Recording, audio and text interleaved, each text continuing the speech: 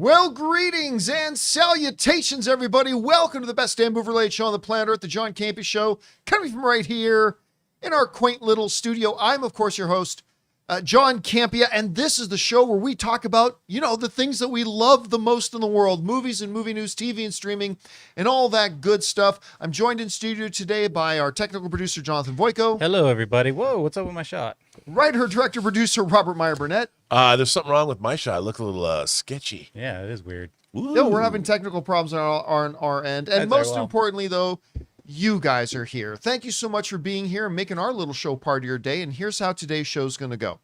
We're going to start off by talking about a few predetermined topics that we have lined up for you guys. And then in the second part of the show, well, that's the most important part. That's when we take your live comments and questions. If you guys have a thought, theory, opinion, or question you'd like us to address, go ahead and use the super chat feature in the live chat and send it on in. You have to be watching the show live in order to be able to do that. And as long as your question is appropriate for us to address on the show, we'll address it in the second part of the show. By the way, this is a good time for me to remind you guys that you can't always get your John Campea fix in a YouTube video. Maybe you're driving or you're on public transportation, you're at work, you're at the gym, but you still want to get the John Campea Show. That's why we have the audio-only podcast version of the John Campea Show. So if you guys go onto Spotify, Apple Podcasts, or your favorite podcasting app of choice, even if you don't regularly listen to the podcast, go and make sure you subscribe to the podcast so that way it'll be there when you need it. All right, guys. With all that down, we got a bunch of things to cover here today, so let's get things started with this. We got to start off today with sad news, man. Roger Allers, co-director of The Lion King.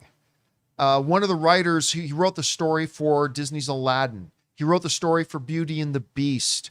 I think he did the story for Emperor's New Clothes or Emperor's New Groove. Emperor's New Groove. I had a chance to meet this gentleman. He passed away at the age of 76. They said they didn't say the specific cause, but after a short battle with an illness. I had the distinct pleasure of meeting Roger Allers one time when they were getting ready to do the re-release of Lion King. Remember this? Maybe about 10 years ago, maybe a little bit more. And they had me and about 4 or 5 other guys actually go down to Disney Animation Studios. And they showed us what they were doing to bring it back to theaters. And I had a chance to hang out with him, and he showed me different ways they used animation styles. Same day I got to interview Guillaume, the original voice of Rafiki. That was awesome. Getting to talk to Benson was pretty cool. Many of you won't understand the Benson reference. Benson. That's going to be a little bit outside of the reach of some people watching this. But I mean, he couldn't have been a nicer guy. I mean, and it's just, he's one of those names that, like, without him, we don't get Aladdin. We don't get Beauty and the Beast. We don't get Lion King. I mean, it's just, what a loss to the world of animation. Anyway, Roger Allers passes away at the age of 76. Rob, you look back on his, without any doubt, Hall of Fame career. First ballot Hall of Fame career. That maybe a lot of people didn't remember his name or know his name. But what do you think of when you think of him and his films? I too interviewed him. He's in my Tron documentary. And he was one of the... right. Yeah, and he was one of the people that Steven Lisberger. He did some of the original concept art and everything for Tron. Yeah, he was on there, and he talked about how Lisberger Studios, Steven Lisberger and Lisberger Studios, started this crazy animation company in Boston in the 70s. And they were doing television commercials. I mean, they were just like, it's funny, they talk about having, Lisberger said, there was like 6 of us, meaning like 6 people. And they ended up selling the Animal Olympics to ABC, to Don Ohlmeyer, and Roger Allers worked on that. And then we boycotted the 1980 Olympics, so half their movie got canceled. And then they went on and worked on Tron. And so I interviewed him for a long time. Like, I think it was like a 2-hour interview or something. And he was such a kind man. He had such a wonderful disposition about him, and he was a great storyteller. You can see him in the documentary. It's on the 4K that was released, or you can see it on YouTube, The Making of Tron. But he was a lifelong animation visionary, and to have Lion King, he co-directed Lion King. I mean, look at how that changed. Who would have thought, if you'd asked him would you ever have thought your animated movie would turn into a Broadway show, directed by Julie Taymor? I mean, he really was, not just with the things that you mentioned, but for 40 years, more than that, he was right there with how Disney came back from the brink. And what a wonderful man. And he lived a great life, and we've got a lot of great work of his. And what iconic, legendary portfolio he leaves behind for all of us to continue to enjoy and watch probably every single year. Guys, question is for you. What do you think about this? When you think about the films that he left for us, what are the ones that are going to stand out to you the most? Obviously, as one of the co-directors of the original Lion King, still my all-time favorite animated movie. Whatever you guys feel, jump down to the comments section below and let us know your thoughts. All right, guys. With that down, let's talk about this. Opening up in the box office this weekend, one of the films out there was the brand new 28 Years Later, The Bone Temple. Of course, the follow-up to 28 Years Later, which was the follow-up to the previous couple of films that had come out. And two things are true. One, the reviews are spectacular. Rob, I know you saw it. Now, I left for Denver on Wednesday. I literally just got back at 3 a.m. this morning. Ann and I went to Denver to go watch the Bills-Broncos game, and we just got back 3 a.m, so I haven't had a chance to go see it yet, but I know you loved it. A lot of people loved it. We'll talk about that a little bit more in just a second. But not many of you people went to go see it. Yeah. As it turns out, as reported here in the Hollywood Reporter, box office 28 years later falls to Avatar 3 with a soft 15 million MLK weekend opening. Its real verified opening weekend number was 13 million. Now, to put that a bit into context, let's take a look at this. When you look at the question, what happened? 28 years later, The Bone Temple took a 56% drop from the opening weekend of 28 years later, which itself wasn't that big of an opening. $30 million. A lot of people thought that movie, when it was first announced, a lot of people thought that could be a $100 million opening film because of the reputation of 28 Days Later and so on and so forth. But it had a $30 million opening, and now this new one dropped all the way down to a $13 million opening. And I think when we ask the question why, I think the answer might be in the numbers. Obviously, when we look at this chart, the first 28 years later had a very solid 88% critic rating. I'm one of the people that I didn't actually like it that much. There were things about it that I really liked, and overall, I didn't think the movie was terrible, but I didn't really enjoy it. I was kind of let down by it. Anyway, and that's kind of reflected. The audience score is 63%. And it went on to make a $30 million opening weekend. Now, this movie, 28 years later, The Bone Temple, it has a significantly better audience score at 93, but a massively better audience score with an 89%. Obviously, the audience liked this one a lot more, but it only made $13 million. I think the culprit number here is that 63%. I think it's just a reality that, and there are other factors. This isn't the only factor, but Rob, to me, I think the prime suspect about why this movie took a 56% drop in its opening weekend from its previous film is that there were a number of people like me that were just kind of either ho-hummed about 28 years later, or were not all that taken with it, or found it underwhelming or disappointing, or maybe straight up disliked it a lot. And they just weren't going to come back to see the sequel, despite the fact that every, report we heard was that it was magnificent. Again, I was on the road for the last 3 or 4 days, so I haven't had a chance to see it yet. But Rob, you did have a chance to see The Bone Temple. What did you think about the film, and what do you attribute less than half the people going out to see this one? Well, first of all, to be honest, I thought it was a masterpiece. And it clearly, 28 years later and 28 years later, The Bone Temple are one movie.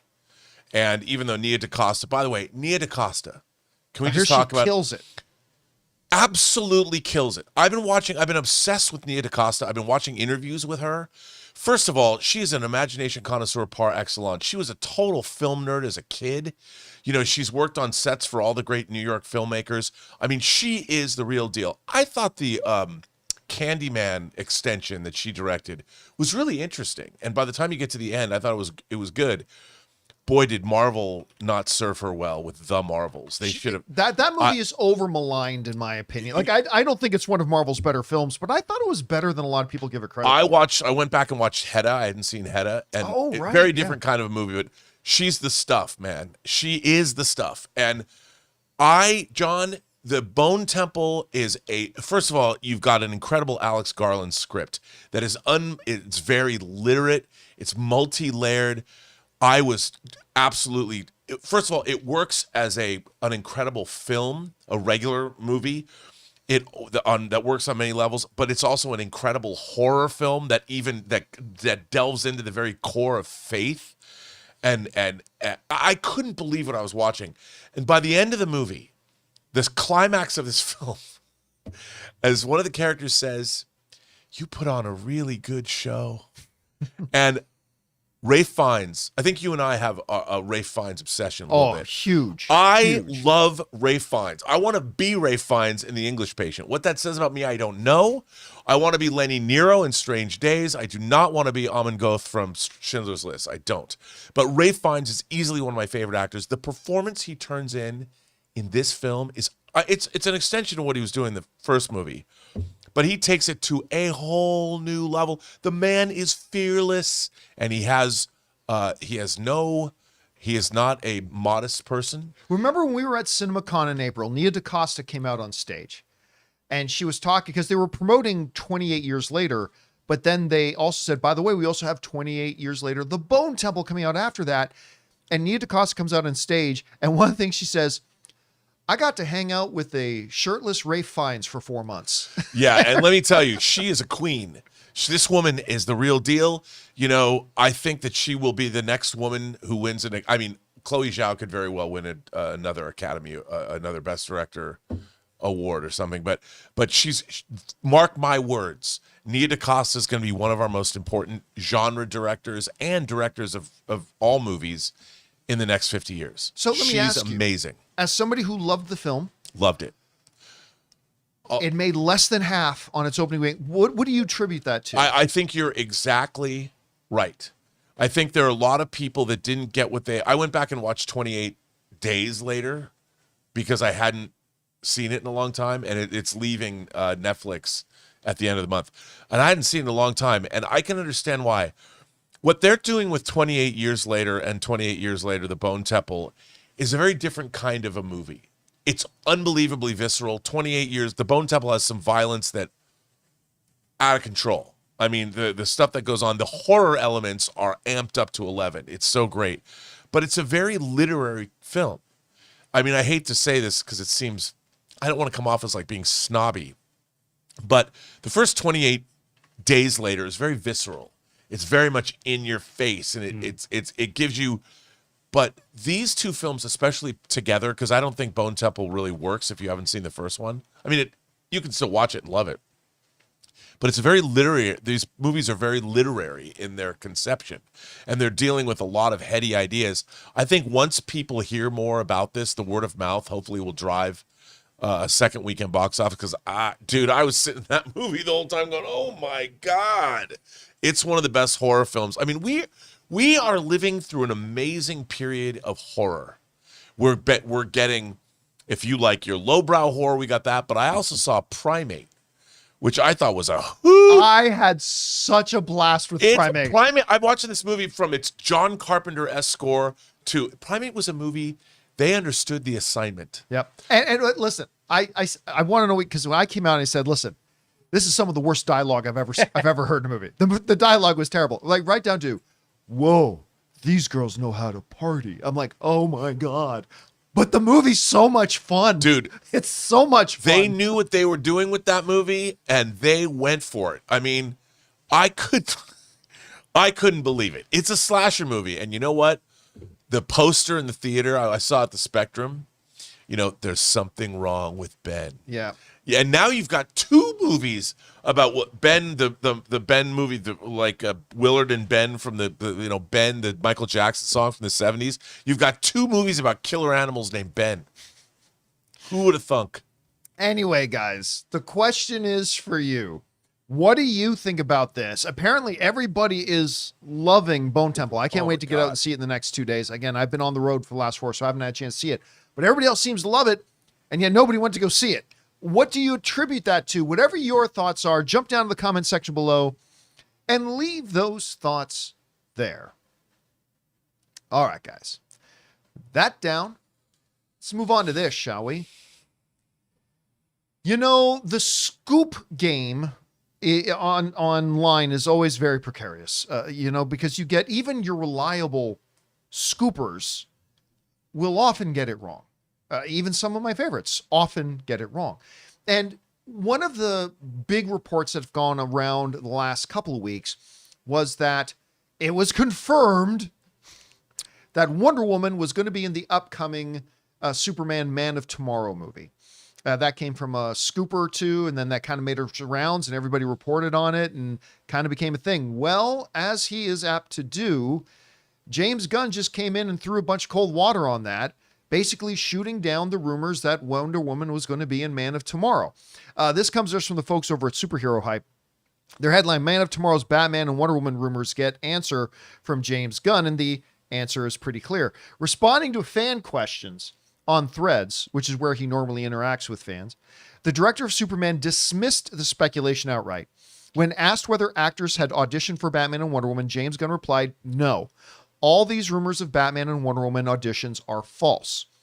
Now, this is where Superhero Hype makes a mistake, and why I often encourage everybody to go back and check the source, because Superhero Hype wrote this.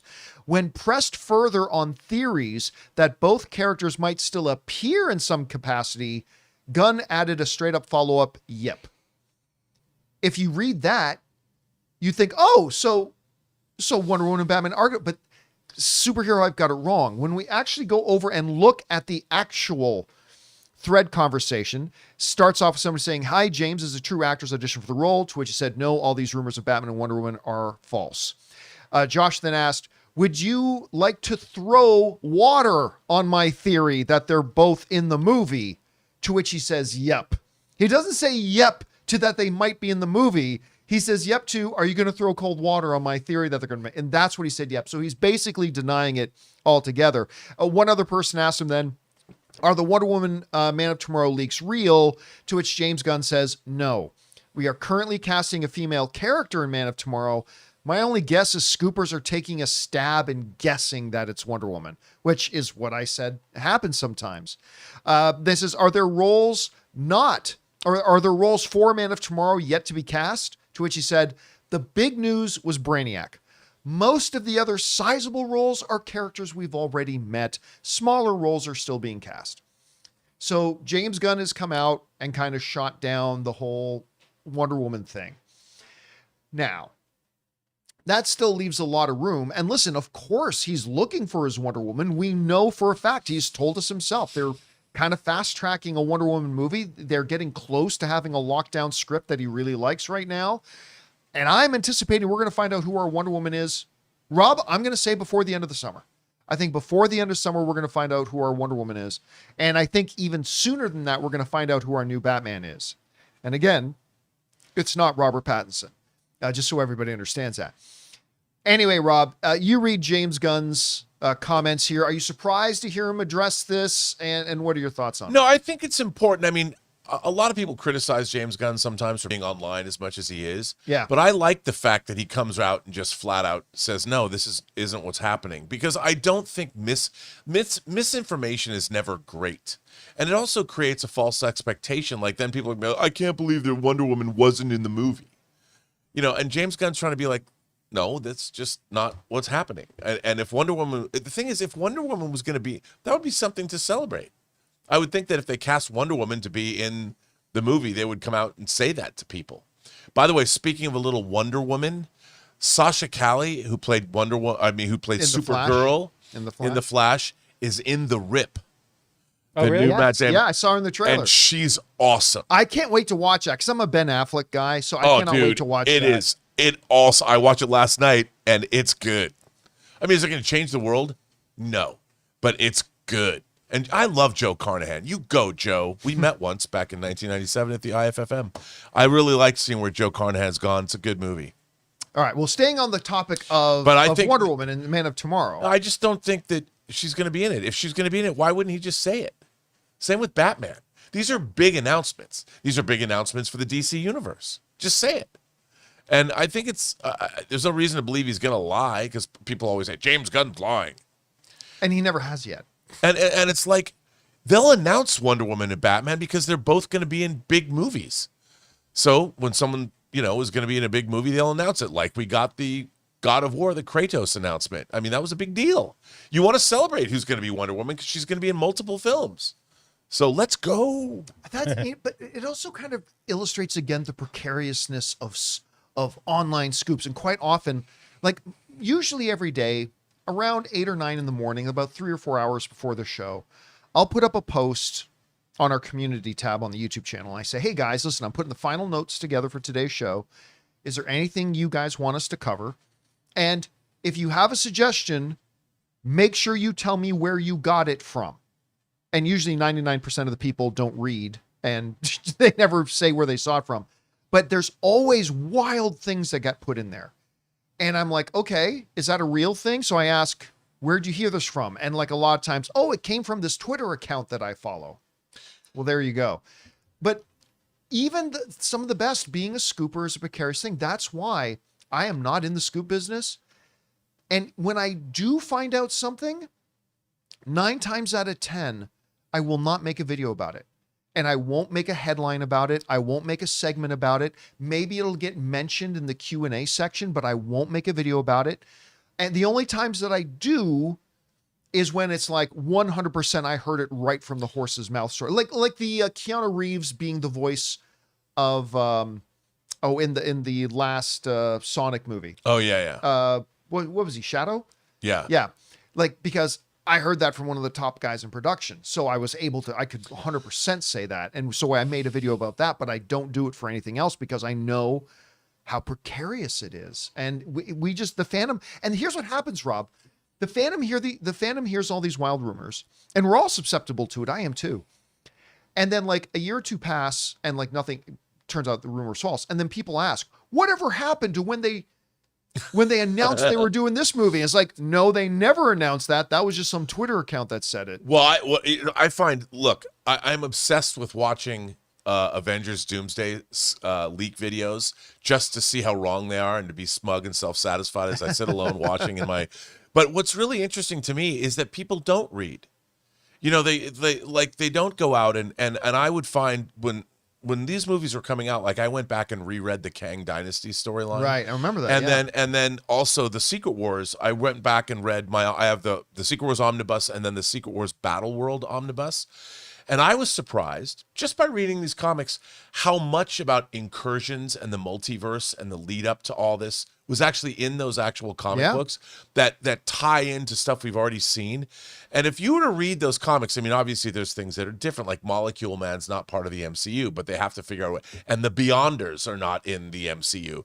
But if you go back and you read that stuff, you could add a lot more to your scoop videos. That's all I'm saying.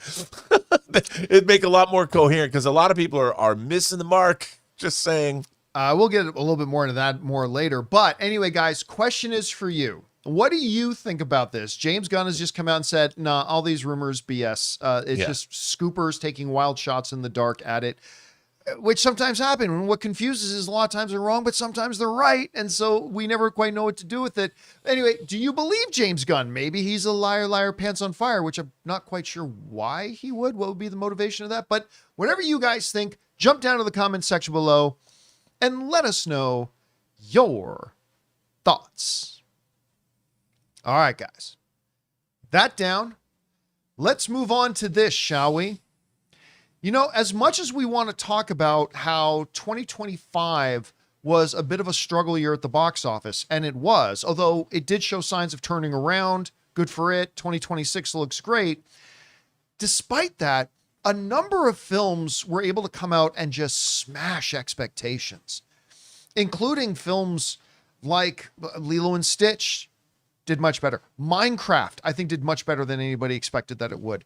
But right at the top of them is the #1 film of the year, and now the #1 animated film of all time, as according to Deadline, Zootopia 2 beat Inside Out to become the highest grossing animated movie with now $1.7 billion worldwide.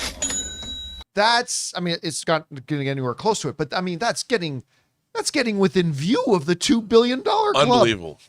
The $2 billion club. To put this all into perspective for you, here are the highest grossing animated films of all time. Zootopia now with 1.7 billion, which just passed Inside Out 2, that came close to 1.7 billion. The CGI animated Lion King from, I think, 2019 at 1.66 billion. Frozen 2 at 1.45 billion. And the Super Mario Brothers movie at 1.36 billion. Now, if you were to just look at these animated numbers, you would think, what box office slump? Even in the midst of weaker box office, these family films are able to, let me throw out Demon Slayer. Demon Slayer got close to $800 million. 135 million just in the North American box. So animated films, family films have still found a way to be extremely strong and do extremely well. And good for them for being able to do that. Now let me just address the elephant in the room before I get 55 people writing in comments about it. But John, what about Ne Zha 2? Didn't you see that China told us it made $75 zillion? Didn't you see that, John? Look, many of you have heard me say this before, but I will say it again. And this is only my opinion. And you have the right, you can feel any way you want about this. The reason that certain outlets and places like myself do not count Ne Zha 2 is because China is the only movie market in the world. There might be one or two others, but I think it's the only one. I could be wrong about it being the only one, but I'm pretty sure. Anyway, China is the only market on the planet that does not submit its raw box office data for confirmation, clarification, and vetting, to vet for authenticity and all that kind of stuff. They don't do that. They just report their numbers, and everybody's just got to accept it. Every other market gets checked and double checked and vetted by third parties for authenticity. China does not. And so when a movie like Ne Zha 2, which by the way, you know how much money it made in North America? 20 million. When they come out and say it made $2-something billion, when no other market on the planet that actually reports its vetted numbers. Sure. I was just mentioning Demon Slayer. Demon Slayer, which is closing in on 800 million. Foreign animated film in another language, all that kind of stuff. Ne Zha 2 made 20 in the North American market. You know how much Demon Slayer did? I think I just said it. Like about 135 million, like 7 to 8 times more than Ne Zha 2. And when you look down its international distribution, more people everywhere in the world went to go see Demon Slayer than went to go see Ne Zha 2. So I do not now, nor have I ever, because some people have asked me about some Chinese movies in the past. I do not trust China, which does not submit its numbers for authenticity, China reporting box office numbers for Chinese movies that are completely and wildly inconsistent with its box office totals at every other market in the world. Yeah. So look, I say all that just to say why I do not include Ne Zha 2, because I think it's fraud. That's my opinion. I think it's fraud. If you think otherwise, good on you. That now out of the way, getting back to actually authenticated box office results. Congratulations to Zootopia 2. I always said it was going to be big, but I also said I didn't think it would be this big. So congratulations to it. Rob, you're looking at this list of movies now, particularly in a year that the box office overall struggles, a record's getting smashed, including this one from Zootopia. What's your takeaway from this? Well, I mean, I love this franchise, and I think that everybody else does too. And I was one of these people saying, this is not, I mean, this amount of money was unexpected, but I thought it was going to make $1 billion. I was always saying that, and I think that it deserves it. You know, this is one of the most appealing looking animated franchises. I like the characters. I like everything about these movies, and I bought the first Zootopia, and I will buy this one. You know, and I think that. It's just they're great movies. You know, they're really, really good movies. And I think they do what great animation does. They appeal to kids and adults. You can go, both audience, you can take your kids, you can go, and everybody gets something out of it. And I think, and there's, it's kind of a weird thing to say, but there's kind of a purity in them, in the sense that, you know, animated movies should be timeless, I think. And if you watch them in 100 years, you should be able to still get something out of them. And I feel that there's sort of this animated purity. And a lot of the Disney classic animation, I would say that about. Like, you're going to be able to watch Disney animated, the classic animation, forever. Pinocchio, Snow White. I think Zootopia, even though it's got a lot of, you know, modern jokes and things, I think that they will endure time. I wouldn't be surprised if 1,000 years people are still watching these movies. You know, I gotta say too, they do a pretty damn good job with their sequels. I mean, I get it. People roll their eyes and when they announce a Pixar sequel, oh, why are they doing a sequel? Well, because Inside Out 2 was brilliant and made almost $1.7 billion. And Frozen 2. And Frozen 2. And now we got Frozen 3 coming out. I mean, that's Disney animation rather than the Pixar, but still they're under the same umbrella. Zootopia 2, now $1.7 billion. They do a pretty good job with their sequels, you got to say. Anyway, guys, question is for you. What do you think about this? Zootopia 2 has just become the highest grossing animated film of all time in an era and in a context when box office has generally been struggling. What do you think about that? Whatever your thoughts are, jump down to the comment section below and let us know your thoughts. All right, guys. Before we move on to some other topics here, being the start of a brand new week, we thought we would play ourselves a little game of verses. The way this works is pretty simple. We asked you guys on our YouTube channel to send in some battle scenarios for us, some matchups. You guys have sent some in. Jonathan's got a few picked out. He's going to give them to us, and we're going to tell you who would prevail in that matchup you gave us. So, Jonathan, what we got up first? All right, Rob, let's start with you on this versus journey. We're going to hear from Denji, who says Keanu Reeves as Neo versus Keanu Reeves as John Wick. Now, I don't mean it. I don't know if he means like the characters battling or the role. He says as Neo. So the role. Yeah, I think, yeah. Look, man, Neo can stop bullets. But he said he's saying his performance as Neo or his performance as John Wick? Oh, not the characters in universe battling it out. You know, I'm going to have to say, I'm going to have to go with John Wick. And I'm going to go back to John Wick 1. And, you know, he had to dig a little deep to find that pathos, his dead wife, the dog being killed. We all believed the pain. We bought into it. We were convinced of it. 100%. And I think, look, I think The Matrix is a masterpiece. The first Matrix, really do. But I don't think he's called upon to do as much acting as he was in the first John Wick.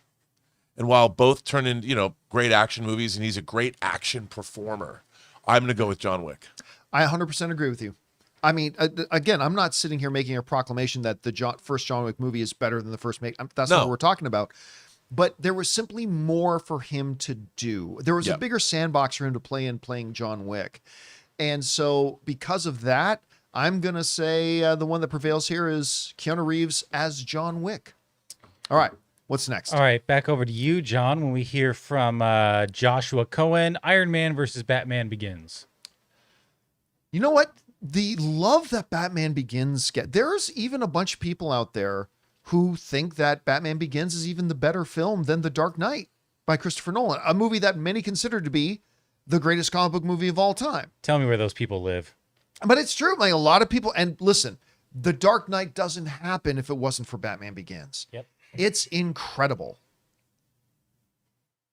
But Iron Man was the better movie. The first Iron Man, I'm not saying it was better than The Dark Knight, but Iron Man was not only a better movie for its overall experience and its watching value and stuff like that, but it also did a little bit of a better job setting up a brand new universe for itself. Again, remember, we're talking about Batman Begins, not The Dark Knight. So I'm going to say Iron Man. Rob, what about you? 100% agree. Now, here's the thing. Batman Begins does do a lot of heavy lifting. Yeah, amazingly so. But I do have problems with Ra's al Ghul and the League of Shadows and how they're all portrayed. It's a great looking movie, incredible craft. All the acting is impeccable, but action is very badly shot in it, though. It's not great. Very badly shot. And also the overall plot of we're going to go to Gotham and destroy it because that's what the League of Shadows has done. I mean, there's a lot of things in it that I'm like, eh. However, what I love about and the thing is, it's great, but like you pointed out, as a movie, I think Iron Man has a lot more flavors in it. It's funnier. It's more globetrotting, even though there's globetrotting in both.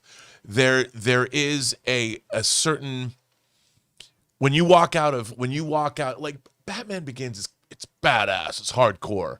But Iron Man is a rousing entertainment on a number of levels. Like, look, when he's trying to get his armor to work, and you've got these scenes that almost border on slapstick, but they don't because he had to go through this necessary evolution of his. It's so much fun to watch. It puts a big smile on your face. I mean, I know it's Batman Begins is doing something different, and this is not to take away from Batman Begins, but Iron Man's a better movie. All right. What's next? All right, over to you, Rob. And this versus Fanimator says Moana live action versus Odyssey at the box office. That's kind of tough. That's actually a very tough one. That is tough. Now remember, he's not asking what's going to be the better movie. No. Which one is going to get more people out to see it? Yeah. John, I got to go with Moana. I'm surprised you're saying that. Because Moana is a 4-quadrant film. We all know how well Moana did on streaming. Moana got the family audience, and the Odyssey doesn't. The Odyssey could blow us all away, and we're going to love it, but you know what? The under 8 crowd is not chomping at the bit to see whether Odysseus gets home to, get his wife back from all of her suitors. And I just have to go with Moana. Here's the thing. I think the Odyssey is going to be like the first. It's not a lock, but it has potential to be the first Christopher Nolan non-Batman film to join the $1 billion club. But the potential for the live action Moana, I think, is in the 1.5 range. Yep. I mean, Moana 2, which was okay. I love the first Moana. Moana 2 was okay. And it made $1 billion. Yes. It made over $1 billion. And now you're going to do the classic beloved one in live action. Look, it's all going to depend on the word of mouth when it comes out. Is it a really good one? Is it a terrible one? Terrible changes the answer. But let's go with saying let's assume it's just going to be pretty darn good. Not best picture of the year, but let's say it's going to be pretty darn good. Okay. I think it makes more money than the Odyssey. And all you got to do, we were just talking about Zootopia 2, $1.7 billion, like these family films. And so I think Odyssey is going to be the better film, but I think Moana live action is going to make more money. Yeah. And I think we have to remember, it's not that we don't like we like Moana better or less. The question was box office. And in terms of these versus questions, some people always come at me and go, how can you possibly believe that? Because it's true. Yeah, and in this case, it's not whether I like Christopher Nolan more or whether the Odyssey is going to be a better film. I'm just thinking about the reality, the fact that there's more audience in the world for Moana 2 than there is because it's kids. It's kids, and that's the basis of that. That Odyssey doesn't have that. Yeah. All right, what's next? All right, message received. Rob thinks Nolan is overrated. John, over to you. Thanks a lot for that. That is not what I believe. John, over to you. When we hear from Derek Large, who says better 2026 Rotten Tomatoes score, Mortal Kombat 2 or Street Fighter? Oh my God. All right. I mean, okay, look, first of all, it's hard to say. We haven't seen much from either. Okay, we haven't seen a lot. We've had that one trailer come out for Mortal Kombat 2. We had that kind of teaser that we got from the Game Awards that they did for Street Fighter. All right. Man, I'm not expecting much from either of these. Look, the last Mortal Kombat movie was just garbage. It was just terrible on so many different levels. And I'll be straight up with you. I think the new Street Fighter, it could be much, much better than it looks because we only got a little glimpse. But I thought what they showed us at the Game Awards was trash. But the most recent Mortal Kombat 2 trailer looked pretty damn fun. And it looks like they saw all the things they got wrong with the last Mortal Kombat movie, and they said, let's amp up the things that worked, let's get rid of the things that didn't, and it looks like it's going to be more fun. So while I think there's going to be a lot of people who've been waiting for a Street Fighter movie, I think Mortal Kombat 2 will be the better film and therefore get the higher Rotten Tomato score. So it'll get 21 instead of 14 that Street Fighter will get. Now, I'm hoping both will be fantastic. I hope both will be fantastic, but my guess is Mortal Kombat 2 will be the better film. Rob, what about you? 100%. I'm with you 100% on this. Plus, you got Carl Urban. You know, with helps. With Mortal Kombat 2, I want to see it if only for Carl Urban's performance. You know, I loved him in Two Towers and Return of the King. I loved him as Dr. McCoy in Star Trek. I loved him as Judge Dredd, and I love him in The Boys. So he's an actor that I'll go see. So for that alone, I think he's going to bring the score higher when it comes to Mortal Kombat. And I loved him as Cupid in Hercules, The Legendary Journeys. I'll go look it up.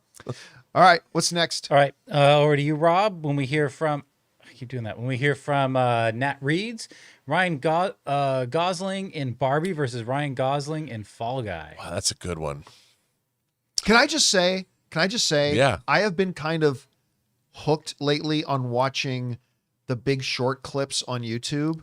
I'm going to sit down in the next week and just do a full rewatch of it. Dude, it's the greatest, most entertaining movie ever. So good. I did the same thing with Moneyball, and I ended up just like renting it for $3 on Amazon this weekend and watching Moneyball. And Anne's never seen it, so we get to sit down and just watch it for the first time. Anyway, Gosling crushes. Gosling is so good in that movie. Gosling crushes The Big Short. Yep.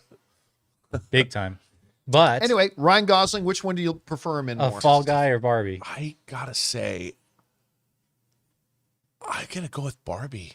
And I'm going to say Barbie because for him to take that role. Oh, was so For him to take that role.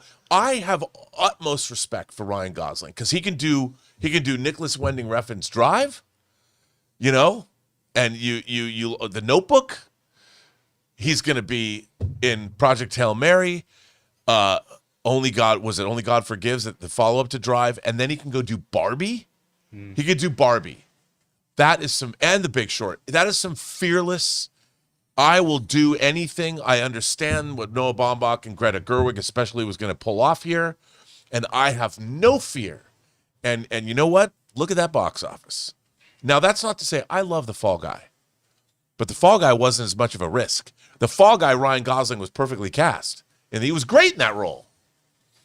But it wasn't the leap that Barbie was, and a lot of other actors would be like, and Simu Liu too, for taking that on. So good. Yeah. That could have backfired, and they went for it. You go, Ryan Gosling. Okay, look, he was my favorite part of Barbie. I mean, Barbie was a movie that worked so much better than it had any business to. Yeah. It was such a good movie. And he is great in it. He just kills that role. But I will say, how dare you? Him in Fall Guy. Because, you know, what he did as Ken, which was bang on perfect, it was still a how dare you plastic caricature. And he really leaned into it, and he was great in it.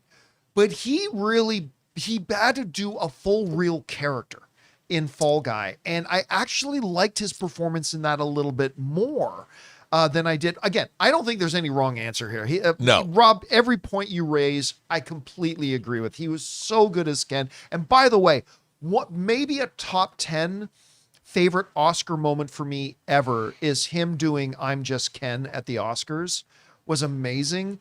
But I'm going to go with his performance in Fall Guy. All right. Last one. What's next? All right. This one's over to you, John. We're going to hear, this is our last one. We hear from TR Movie and Game.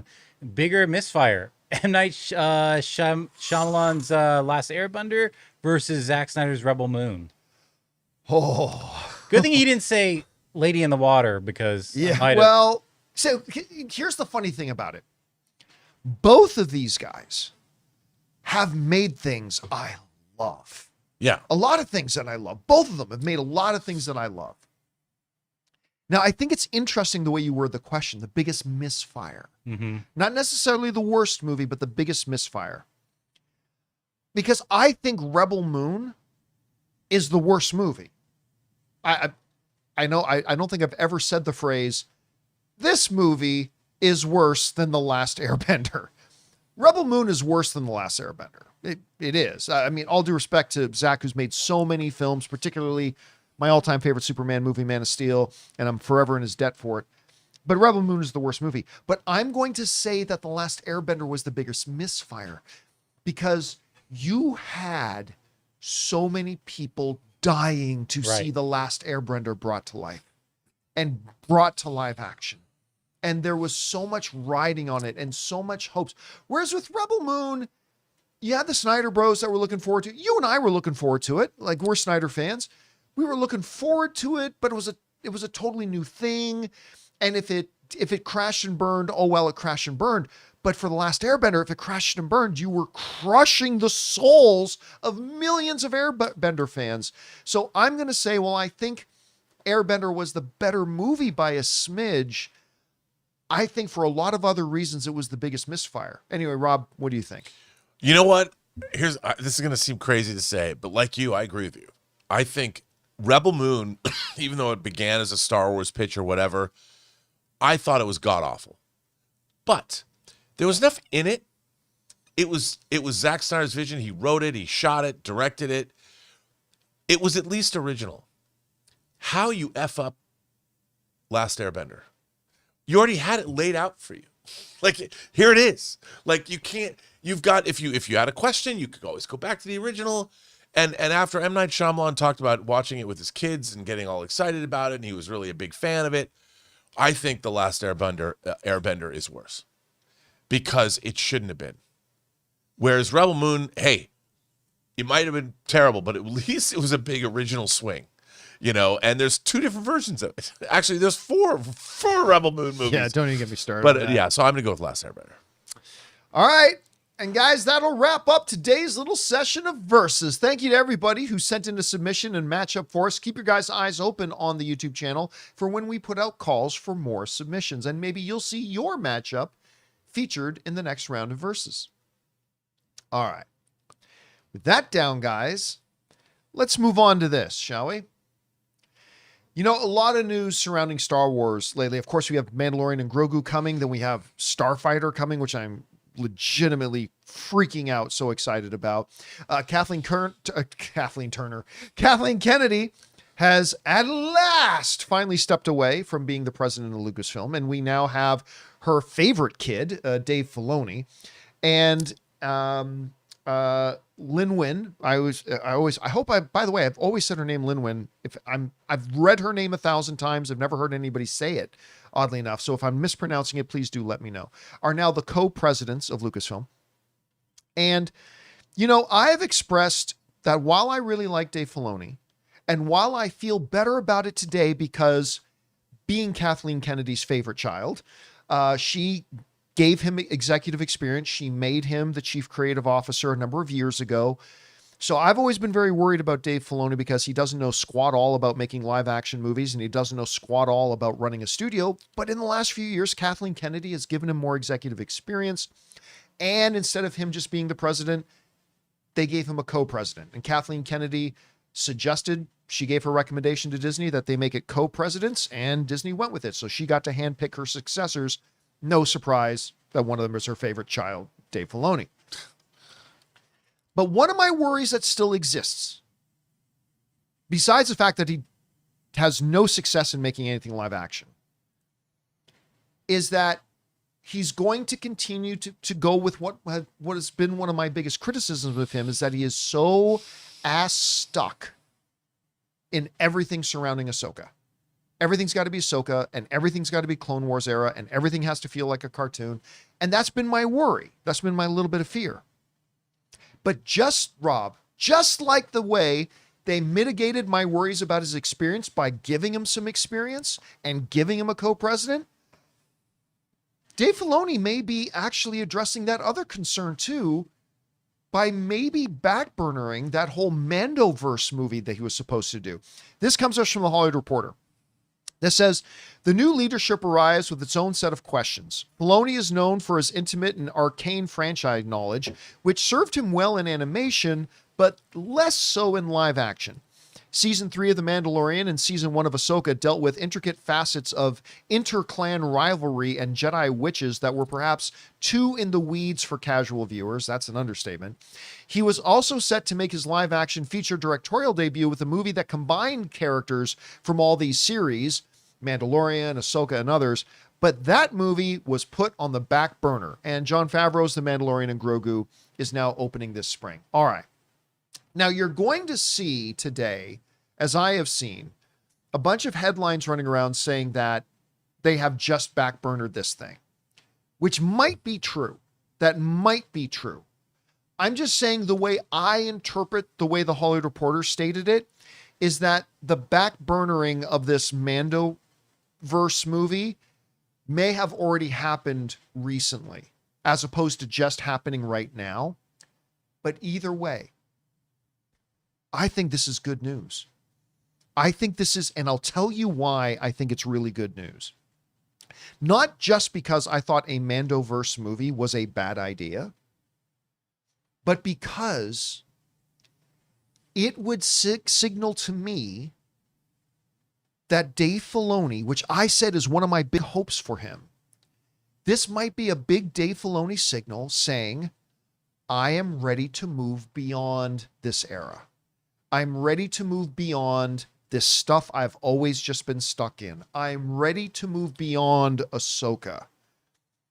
And I'll tell you what, Rob, as somebody who's had as many apprehensions about Dave Filoni, I love Dave Filoni, but have been apprehensive about him taking over Lucasfilm.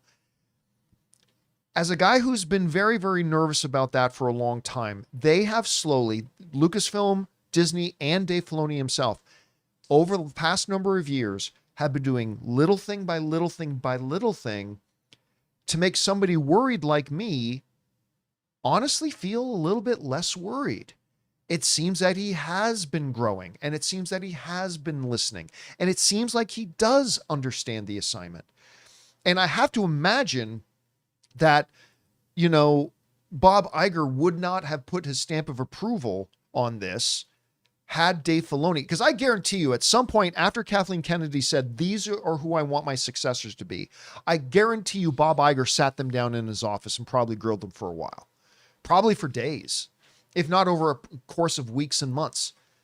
And I am becoming, you know, Rob, I'm going to say I've crossed the Rubicon that if this story is what it sounds like, and Dave Filoni's understanding, listen, we got to move beyond, because listen, Ahsoka season 1 was not good. I'm sorry. It was not the worst thing. Way better than The Acolyte, but it was not good. And I hope Ahsoka season 2 is better, but he's got to move beyond it. I am actually think I'm getting ready to cross the Rubicon of feeling kind of hopeful for the Lin Win and David era of running Lucasfilm. If this is as we're interpreting it and as we see. Now, again, we're not going to know. Because listen, if Mandalorian crashes and burns, remember this was made before Lin Win and Dave took over Lucasfilm. If Starfighter crashes and burns, it was made and scheduled and everything prior to Lin Win and Dave taking over. We're not going to really see the effects of the new leadership of Lucasfilm till at least 2027, at the earliest 2027, maybe even 2028. Actually, 2028 is really more likely. But Rob, I like hearing this, and it makes me feel like a lot less nervous about Dave Filoni. Anyway, Rob, you saw this story. What's your takeaway from it? Well, I mean, I agree with you. I think the whole Mando-Verse, the Mandalorian from the beginning is interesting because it was a riff on Boba Fett. You know, and then they ruined Boba Fett. Oh my God. And despite the fact that they reintroduced Boba Fett in Mandalorian and he was John Wick in Star Wars and he was awesome, and then they gave him his own series and they completely shat the bed. I've never seen anything like the disaster that is Boba Fett, and it should have been the greatest, you know, show ever.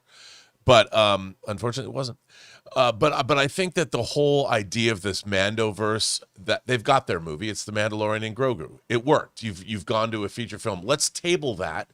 Star Wars needs something new. Like and Starfighter, okay, that's going to be something new. But I mean, you need to reconceptualize Star Wars with what already exists and go to its core values, which is, you know, fantasy space epic.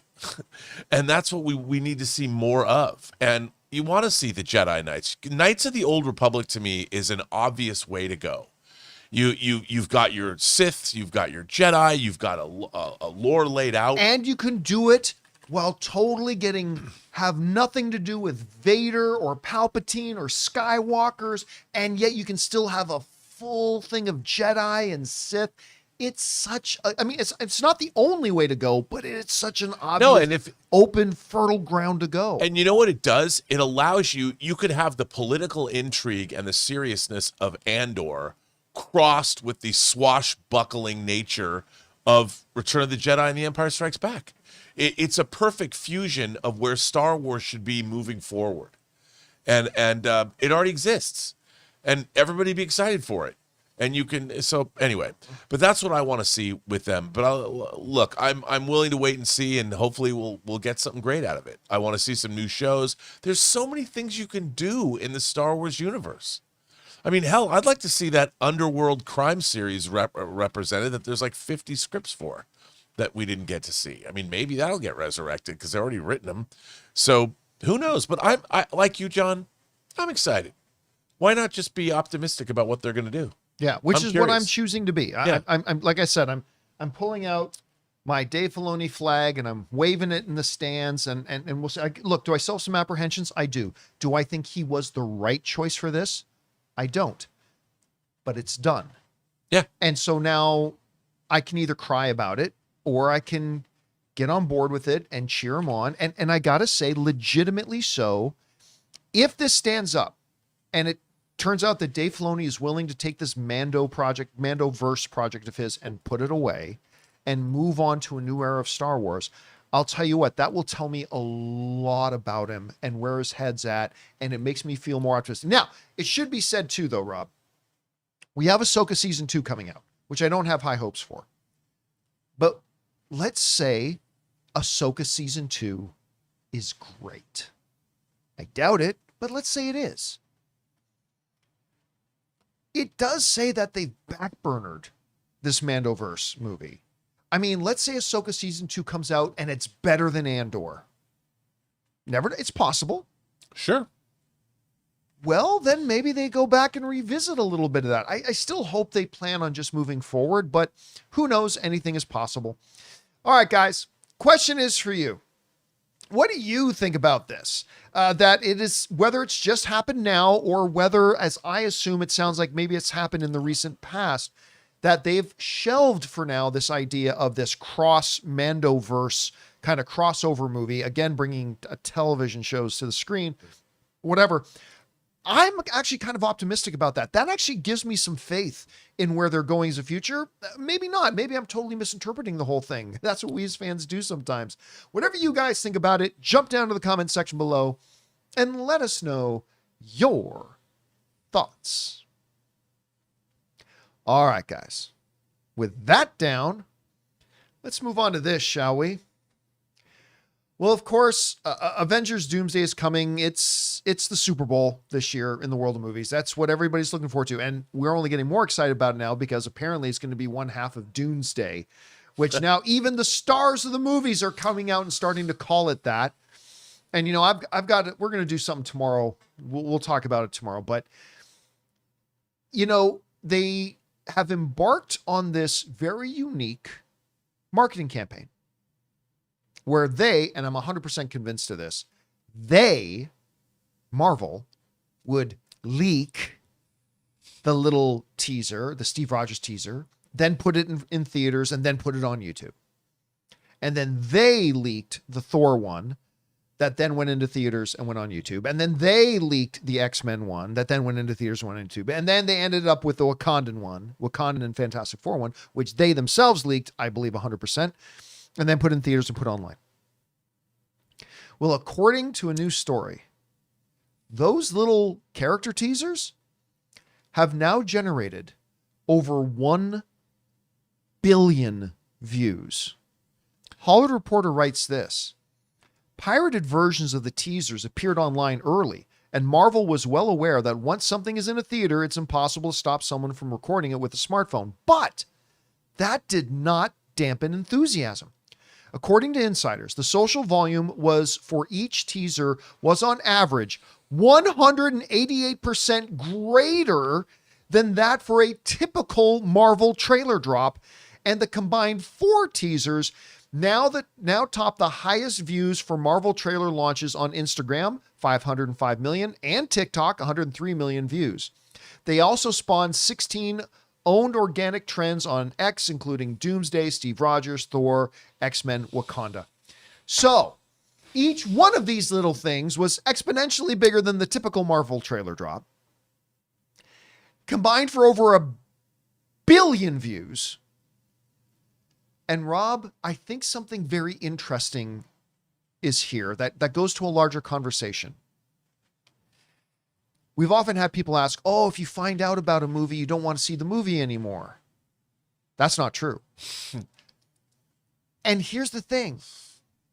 All these numbers does not count the number of times the leaked versions were viewed. These numbers do not count the number of times they were viewed in theaters. These numbers are only reflective of when they actually took the official version of it and put it online for people to view. And that kind of goes against what has been the traditional way of thinking that, well, if people watch the pirated version, then they won't watch the real one when it comes out. Or if people already see it in theaters, then they won't watch it. Turns out that's not true at all. It only got people more excited to watch the clear 4K version of it once it dropped online. And I thought that was fascinating. And Rob, I am telling you this now. I am a year out. Again, my final predictions I reserved till we're a month away from the movie coming out. Wait, ask me again in November. But my thoughts about Doomsday not being a $2 billion film, rather being a very good, very successful $1.5 billion film, I'm starting to having to second guess it. Because this thing is still a year away. And these only the X-Men one was really good. The other ones were all interesting, but only the X-Men one was really good. And yet, combined over 1 billion views, higher view ratios than other Marvel film stuff does, and we're still a freaking year away from the movie. And then we got a trailer coming in February when we get to the Super Bowl. We think. And by the way, that one won't leak. I'm telling you right now, that one won't leak. No. Marvel won't leak it. They leaked the other ones. I'm still convinced of it. So, Rob, these numbers are staggering, and they are really making me second guess the chances of this film being because remember, I thought Secret Wars, all bets are off. That Secret Wars could be 2.5 billion, 3 billion, whatever. I just thought they needed to rebuild some foundation here for it. But man, looking at numbers like this, new information gets introduced. We reevaluate what we think. And this is making me reevaluate what I think. What's your biggest takeaway from all these numbers and the data and everything that's being thrown at us? And what are you taking away from this? Well, we live sometimes in our little movie sphere bubble, our movie pundit space, and really it's usually detached from the reality of the world.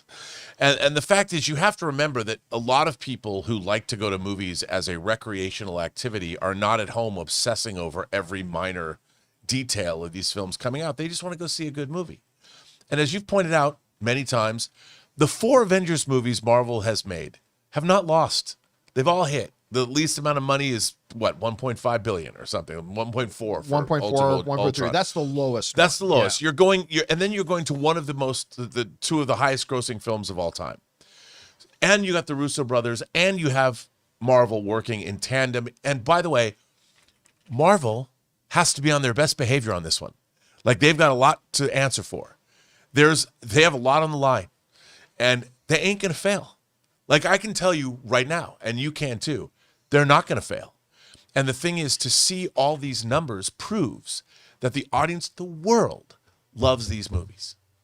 They love these movies. Most of the world's not going, it's going to suck. I don't like Phases 5, 6, and 7, or whatever the hell, 4, 5, and 6. They don't care. Nobody's talking about that. And you know what? They don't sit there and go, Steve Rogers, old man Steve, we haven't seen him since the end of Endgame. They don't care. They're like, there's Steve Rogers again. I love Steve Rogers. I can't wait to go see it. And the X-Men? Wow, the X-Men Unleashed. I remember when the X-Men were good in Logan and Days of Future Past and X2 and the first X-Men or whatever. They're the X-Men. It's Ian McKellen, Patrick Stewart. I'm going to go. There is no one, the rest of the world, is not going, it's going to suck. They're not saying that. We know for a fact that it's not going to suck. I know for a fact that this movie is going to be the equivalent of me having a mountain of cocaine if I was 8 years old, and what my head would do if I had that happen to me. I know it's going to be like that. I don't know what it would happen, but I would sure feel damn good. This movie is going to provide that. And I think Marvel knows it. The Russo brothers know it. The actors know it because Channing Tatum has said, he said flat out, he said on talk shows, you aren't ready. You aren't ready. He's come out and said it. Gambit himself has said you're not ready. He talks about what it was like to be on the set like he was, but seeing, he explains when we first saw Wolverine in costume and stuff. And even Hugh Jackman talks about when him and Ryan Reynolds walked out in Deadpool and Wolverine and how the crew responded. He tells the story of some crew member who first saw him started crying on set. People love the X-Men too. I love the X-Men. So if we're seeing the X-Men come back, and we're seeing them with the Wakandans and with Fantastic Four, because Fantastic Four, remember, I thought First Steps was good. First Steps was good the way Captain America, the First Avenger, was good. Winter Soldier was way better.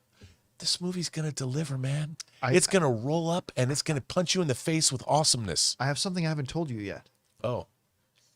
So Ann and I were off on our trip to Denver to go watch the Broncos-Bills game. I heard from somebody in the movie. Oh. Whose name was not Ryan Reynolds, by the way. Every time I mention anything, everybody assumes it's Ryan Reynolds. It was not Ryan Reynolds. We talked to other people. I talked to somebody in the movie who basically was this.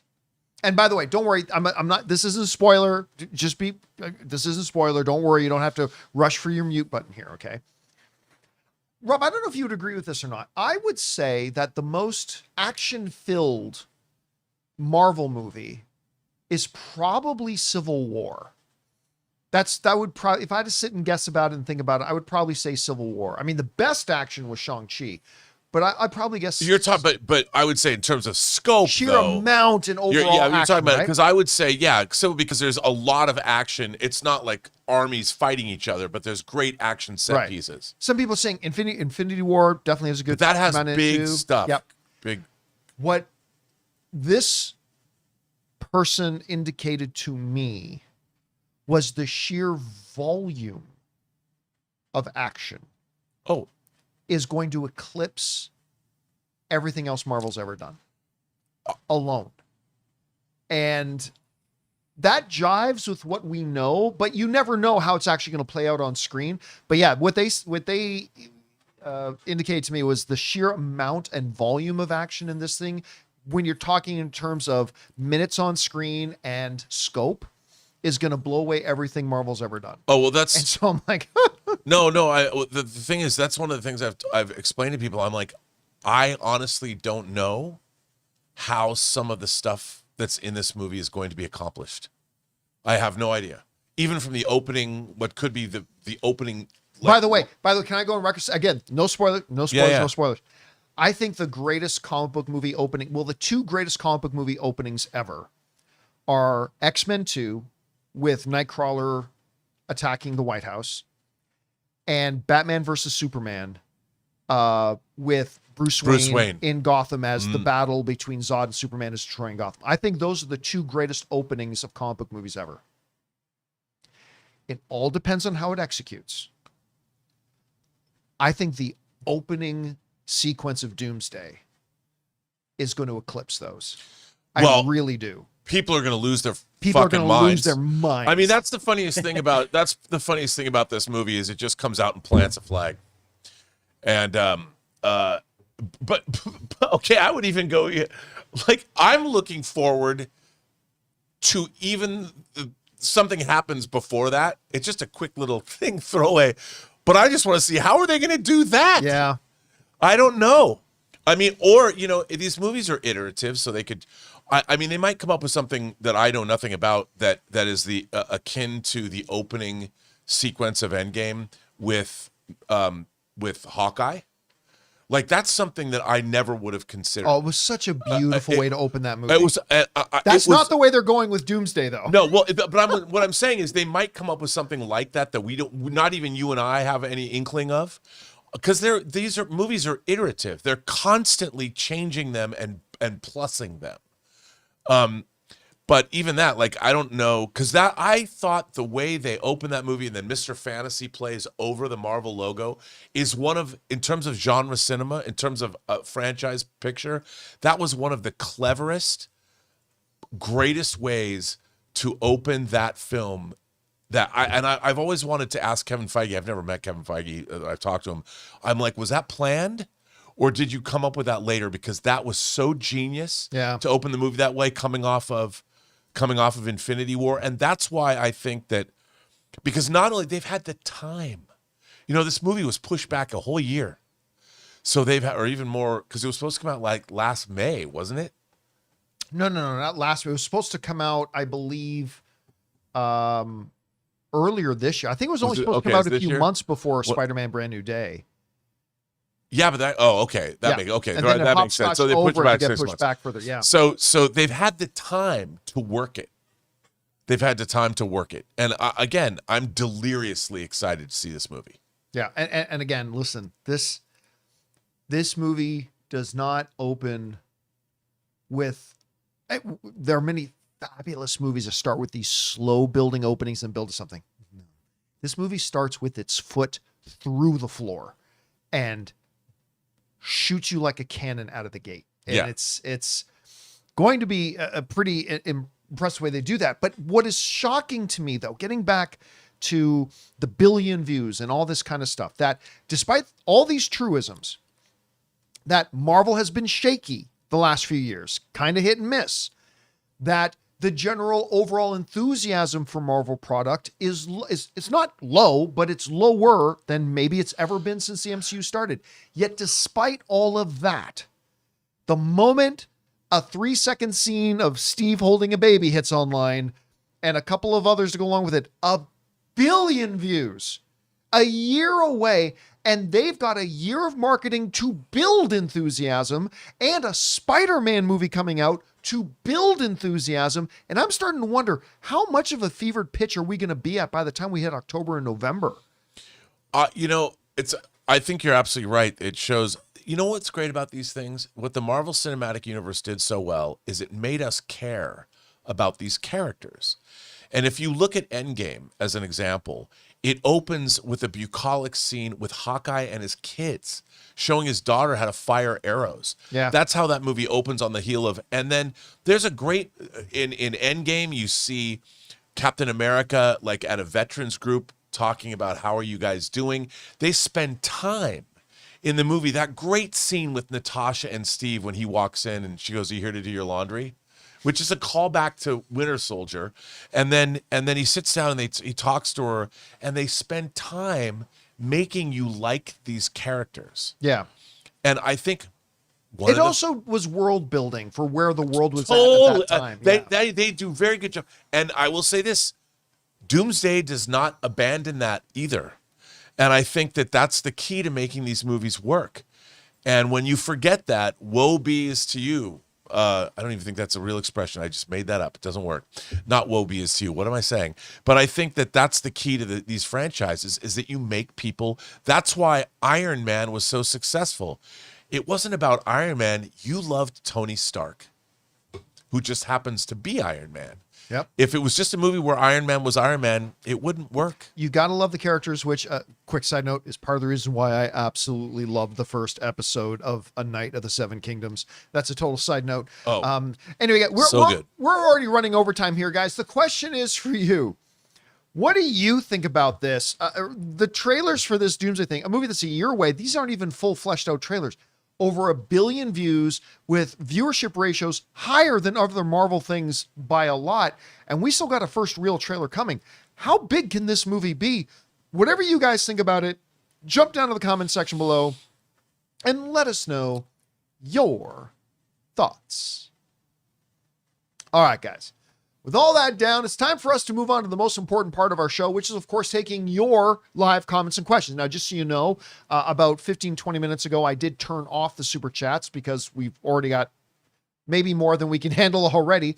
But we're going to get to those questions you sent in. But before we do, we're going to bid good afternoon to Robert Meyer Burnett. Great job as always, my friend. We'll talk to you later. Wednesday. We'll talk to you on Wednesday. Have a good one.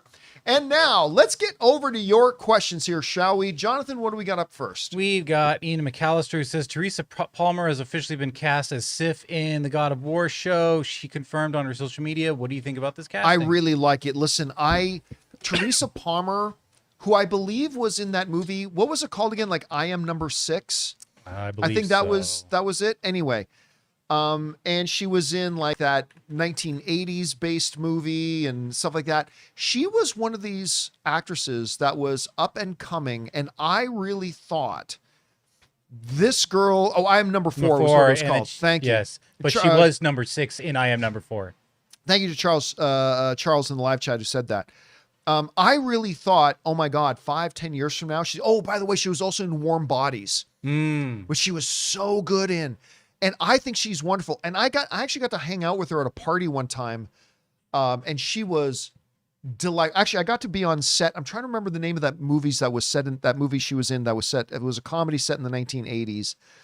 And I'm forgetting the name of it, but I was actually got to be on set of that movie for a day or two while they were shooting it. And then at this party for I Am Number 4, she was there with her friend. Why am I freezing on the name of I'm freezing on this actor's name. He was in the Baywatch remake with The Rock. Oh, of course. And he was in Iron Claw. Yeah. Or Eagle. Yeah. Why am I we talk about him all the time and I'm freezing on his name. Zac Efron. That's right. Yes. Zac Efron. So we were there. By the way, just a quick story. Some of you might have heard this before. I think I've never had a moment where I felt like I looked more cool in front of Anne in my life. And the movie was Take Me Home Tonight. Take Me Home Tonight. That was the name of it. So we're at the I Am Number 4 party. Got invited to this party for I Am Number 4. And Teresa Palmer and Zac Efron are really good friends. So Zac Efron was there to support. And I had met Zac Efron before.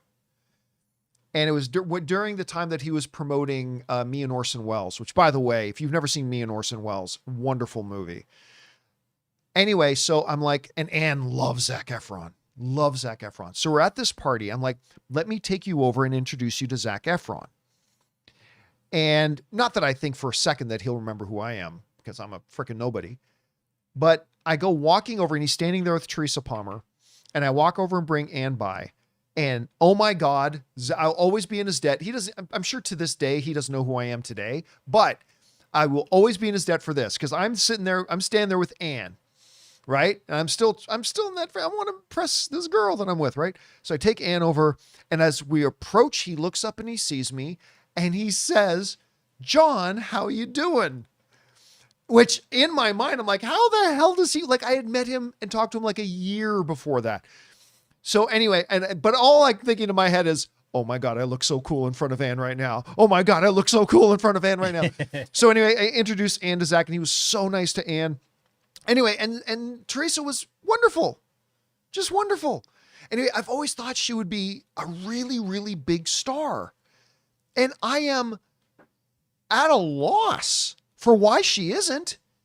She's stunningly beautiful. She has a great screen presence. She can do drama and comedy. She's charming on screen. She's a very talented actress. I am not sure why, honestly, today, she's not being talked about in the same breath as like Emily Blunt or Margot Robbie or actresses like that, because I think she should be. Anyway, that's aside.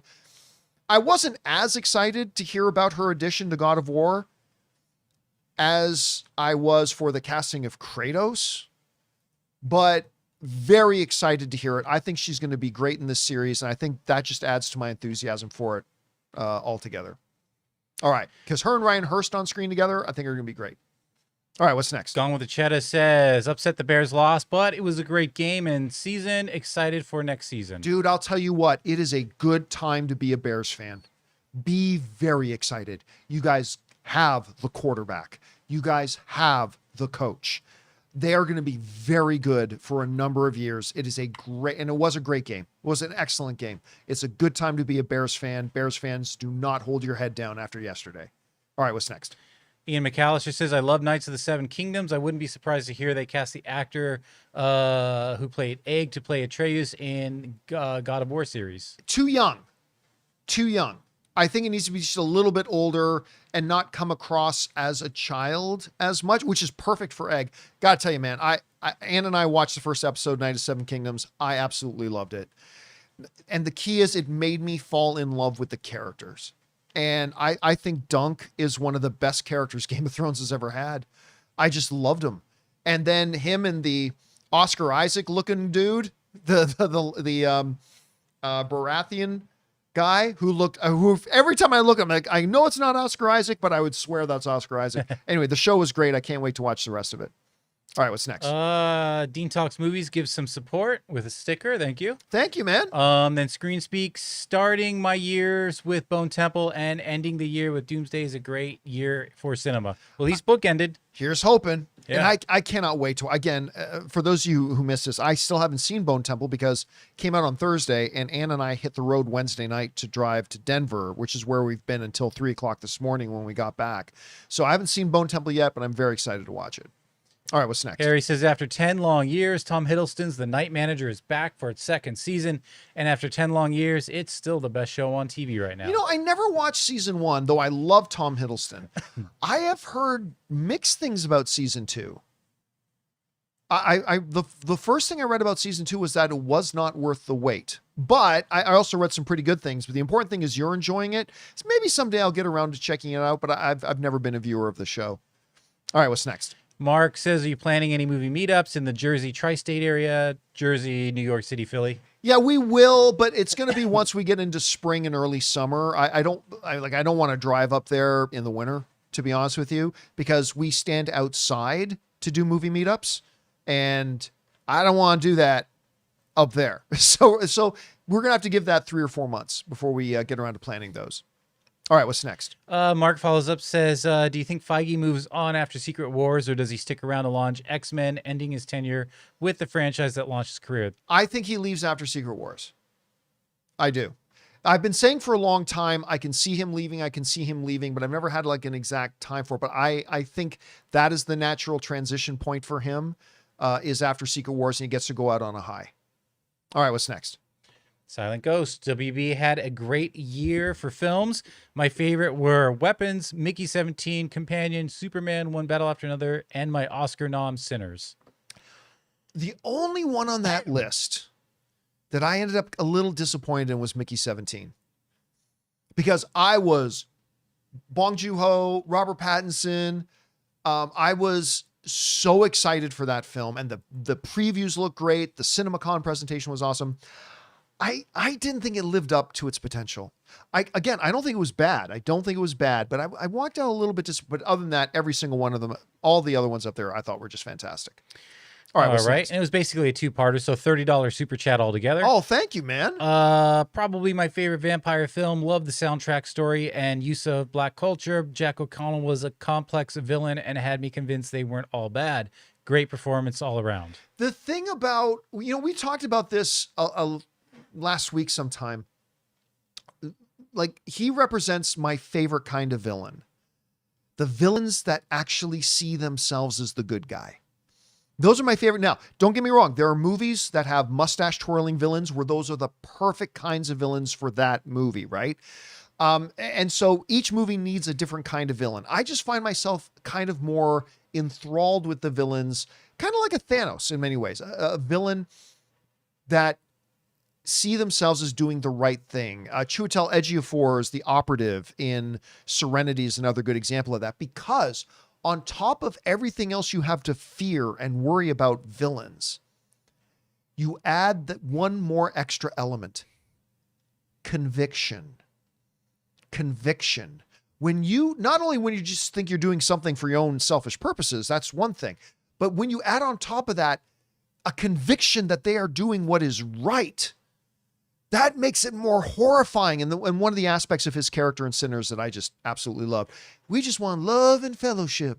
I mean, he just thinks he's spreading love to everybody by ripping their throats out and turning them into bloodsuckers. Yeah. Anyway. All right, what's next? Curious Chris says, screw pacing, screw theater slotting, screw my bladder's ability to hold in pee. I selfishly want my 4-hour Avengers Doomsday. Damn it, do it, Marvel. Okay, but here's the thing. I'd still get up. You say that, right? You say that, but the longer the movie goes, the greater the chances that it starts to drag, the greater the chances that it doesn't pace itself right, the greater the chance, so it's all great for us to say, like, oh yeah, we love Avengers, so I want a 6-hour Avenger movie. Okay, it's easy to say that, but part of the thing that made Infinity War so great was the fact that it wasn't 4 hours. Part of the reason Infinity War was so great was because they cut it to the length that it was, which was the perfect pacing, the perfect cadence, that it never dragged. Like, it was just perfect. And so this whole idea of just more is better, that's just not true.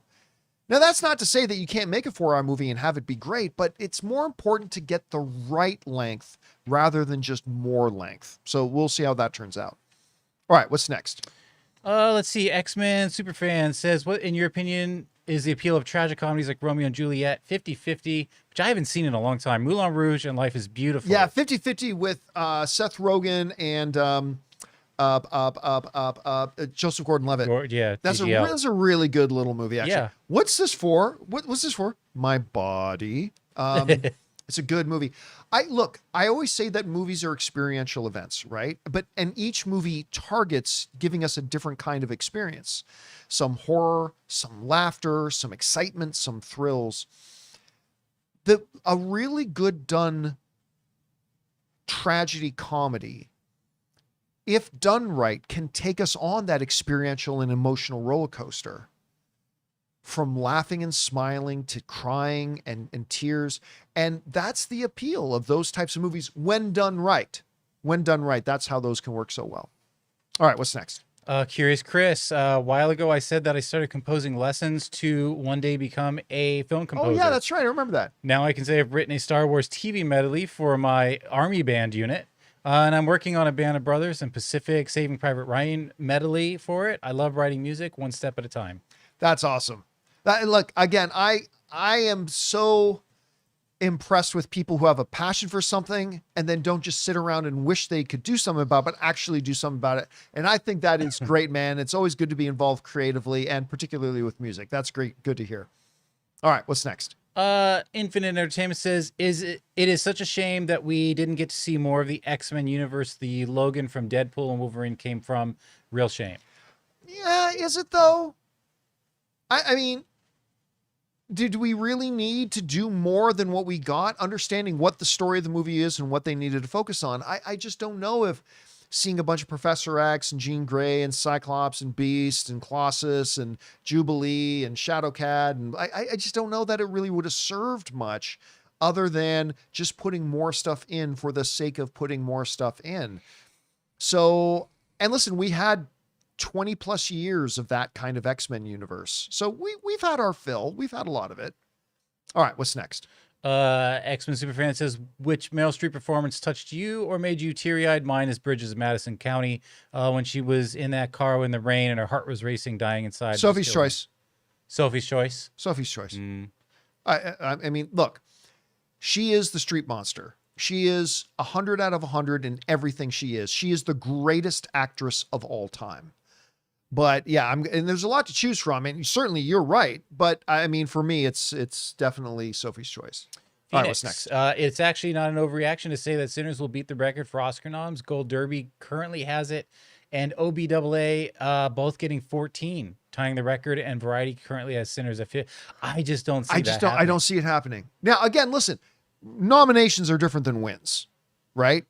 So like, there's nothing this year that's going to come close to like the Return of the King's mark with 2 other films being 11 wins. Nothing this year is going to come close.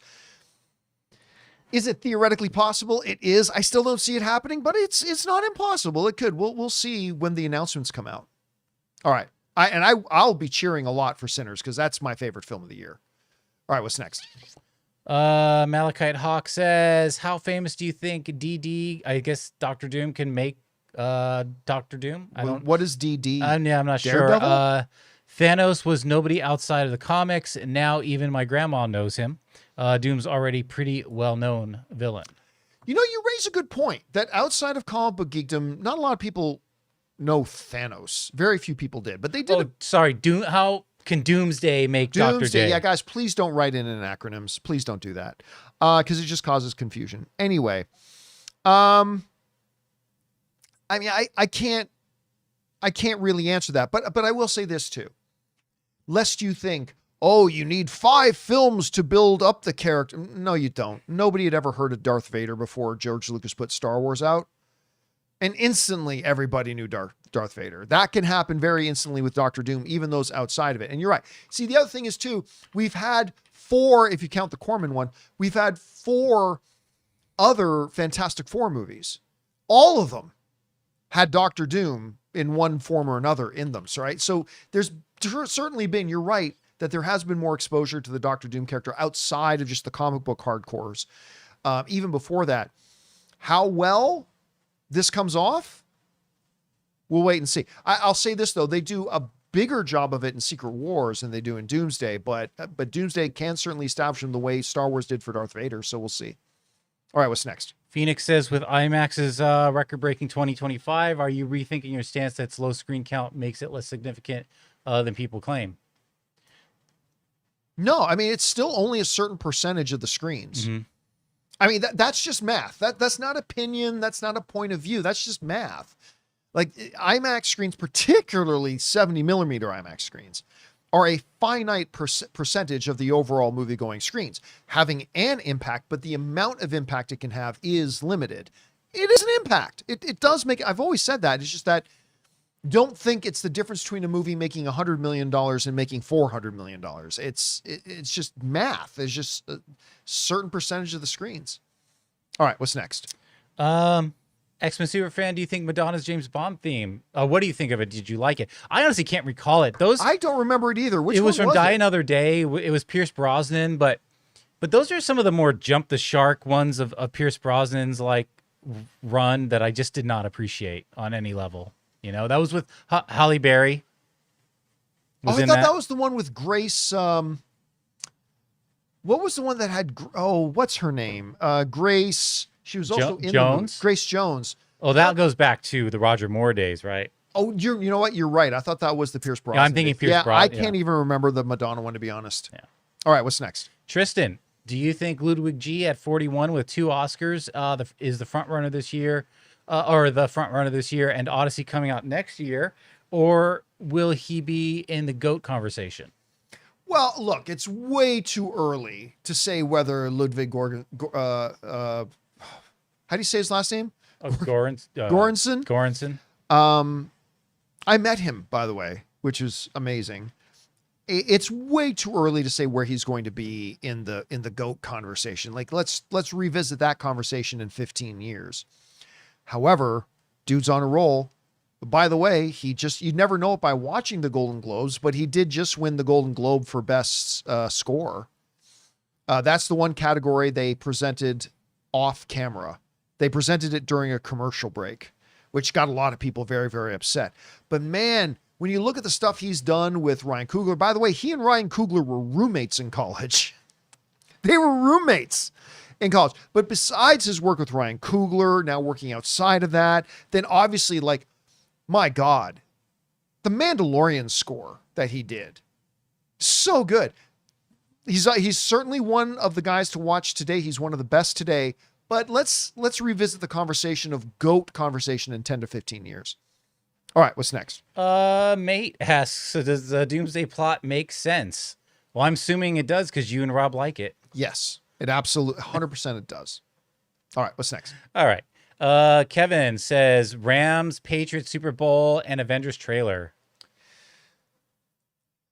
2 of those things are correct. Listen, I'll tell you what, Rob and I were just talking. The Seattle Rams game should be the Super Bowl. I mean, those are the best 2 teams left. I don't think either I don't think either the Patriots nor the completely now depleted and without their quarterback Denver Broncos. I don't think either one of those teams have a shot against either the Rams or Seattle. So that should be the Super Bowl. I had predicted it was going to be a Buffalo Rams Super Bowl until the refs screwed Buffalo. But yeah, I'm thinking my guess is going to be Rams, New England, because I can't see how Denver without their quarterback beats New England. So it's probably going to be Rams, New England. All right, what's next? X-Men says, thoughts on how Anne Hathaway and Zoe Kravitz compare to Michelle Pfeiffer's Catwoman? Well, Michelle Pfeiffer's was much more operatic. Bring up the question again. I just want to... Talking about the different Catwomen. Well, I mean, you can't really compare. Each one of those Catwomen were the same as the Jokers. You had all these different guys playing Joker, but none of them played the same Joker. They all played very different individualized Jokers. So you can't really compare them to each other any more than you can Anne Hathaway's crack at it, Halle Berry's crack at it, Zoe's crack at it. I mean, you really can't compare them. All right, what's next? Tristan didn't get the Marty Supreme hype. It was just an a-hole getting into crazier and crazier situations he got himself into. He deserved that spanking. Listen, I'll say it again. Timothée Chalamet deserves to win Best Actor, and he will. He'll win Best Actor because his performance is incredible. But I don't like the movie, and I don't think there was anybody out there who was more looking forward to Marty Supreme because I'm a huge Timothée Chalamet guy. I was so excited about it. And I'm one of the only guys I know that just didn't like it. Well, now me and you both, but I agree with you. I didn't like the movie very much, but Timothy's going to get an Academy Award for it. All right, what's next? We got Harv's Case is 28 years later. The Dong Temple is definitely better than the previous, but you get an even stronger sense that this is only a middle of 3-part story. So I'm reserving judgment until we get number 3. Hopefully. I don't think we're going to get number 3. Unfortunately, we said that after not with opening to 13 million, despite huge reviews and huge word of mouth. I mean, when you make 56% less on your opening weekend than the previous one did, I don't think any studio executive's going to be rushing to greenlight the third. Now, I don't know. Maybe they secretly went off and shot the third already, in which case we will get it. But I'm very pessimistic that we're going to get another one. I don't see how a studio greenlights making it when its box office return is in such decline. We'll see. All right, what's next? Hollow Lord says Sophie Turner steals the show out 21st on Sophie Turner steals show out on the 21st on Amazon Prime. I have no idea what we're talking about. Yeah, I didn't know she was in a show called Steel. Yeah, neither did I. All right, what's next? Yeah, too. I was wondering, what's the secret in Secret Wars? Well, it's that at least with the original run, it's that they were taken off planet and it was secret. Like no one knew about it. Well, because all the other realities and all that. Yeah. So if you're just talking about the comic book, I mean, there it is. Yeah. All right. What's next? Alex gives us support. Thank you. Then we got Zach Pasta Sauce Walters. Very jealous. John, you and Ann at the Bills Broncos game was in the same stadium as George Lucas' wife. Oh yeah. And there were a lot of people there. And we also were really lucky. We got invited to the Broncos VIP tailgate, which we put up some pictures of. We had an absolute blast. Did the Bills win? No. But I gotta tell you, man, we had an absolute blast in Denver. Such a great city. Had a great time at the game. Great time at the tailgate party. Just had an amazing, totally worth the drive that we did. It was a great time. All right, what's next? King Daddy Goat says, John, blink 69 times if Wanda returns in Doomsday. I'm not saying nothing. X-Men Superfan says, I had a friend who's a huge Man of Steel fan, and I encouraged him to watch the new Superman. He loved it. Now he has 2 wonderful Superman films to watch, according to him. Just wanted to share. Yeah, one of the more current illustrations about pathetic, weak, moronic tribalism in movie fandom is that this notion, because honestly, Jonathan, I've had people literally write to me and say, pick a side, Campea, pick a side. Well, you're fucking pathetic just even thinking you're supposed to have a side. Like if you like Henry's Man of Steel, you're not supposed to like the new Superman. What kind of fucking weak sauce is that? Like, how pathetic are you to think that way? And listen, if you like one and you don't like the other, that's totally fair. If you don't like either of them, that's totally fair too. But this whole notion that keeps this thing that keeps getting pushed that you're supposed to pick one. No, fuck you. Man of Steel is my favorite Superman movie. I You love know it. what? Only a Sith deals in absolutes, John. I will defend it to the day I die. I think it's the most underrated comic book film of all time. Guess what? I love the new Superman movie too. It's great. And now I got 2 Superman movies that I got more than just 2, but I've got these 2 Superman movies that I love. And if you like one and honestly didn't like the other, that's totally cool. If you didn't like either, that's cool too. But this whole notion, this pathetic, weak, ballless notion that you're supposed to identify yourself by liking one and not the other, you're fucking pathetic. You're just pathetic if you think that way. Anyway, what's next? Philip says, in Secret Wars, how many heroes will perish? I'm guessing 5 to 10. Go read the comic book. Go read the comic book. That might, it's not going to be exactly the same, but it might give you some idea. All right, what's next? Daniel says, just did a rewatch of Mando season 3. Kept telling my wife it sucks since she didn't watch it. She liked it, and you know what it was? It was actually okay. Listen, as much as I malign Mandalorian season 3, I try to quickly also point out, I didn't think it was absolutely terrible. It has some redeeming moments. It has some pretty cool stuff in it. I just think overall it was such a noticeable step down from the other 2 seasons. Like, it's that old Sesame Street game. One of these things is not like the others. And there was too much, I hate using the word, but cringy stuff in 3. Did that release week to week? Yeah. Because as far as I remember it did, yeah. Because that might have also, like, if you can just binge it and get through it, it may not translate as terrible, because you're not I gotta wait another week. Even worse. Maybe. I think it would honestly translate even worse. Maybe, but you gotta wait, and you waited for nothing, All right, what's next? We got Vikas, who says, do you think Secret Wars is the right time for Marvel to reboot, reset the big 3, and move from RDJ Hemsworth, Evans, or leave it open? It's impossible to say until we see the next 2 movies. Like, where are we? Where is the MCU at? Because I don't know lick split, other than what's in the graphic novels. I know lick split about what happens to Secret Wars. I have no idea what they're going to do with that. So it really all depends. The answer may very clearly be yes, but it may be no too. But I will say this. Some of Kevin Feige's comments over the past year or so leads me to believe that they are going to be recasting some of the bigger roles.